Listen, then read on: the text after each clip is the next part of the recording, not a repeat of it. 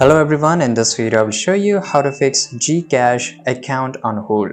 So if you're just getting this hold problem in your phone or in your account, there's only one way to solve this issue. That is, the first thing is that your account need to be fully verified for the past 12 months.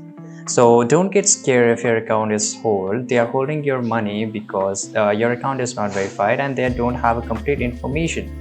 Generally, it always happens when the amount is big or when it's your just an initial transaction.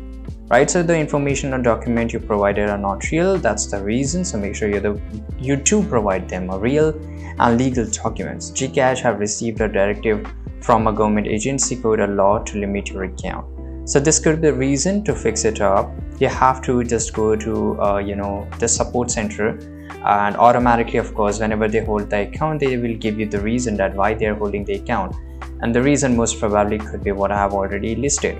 Right, so then you have to just fill up that information and that's it. Right, so that's the thing. I hope you found this video very useful. Make sure to like this video, subscribe.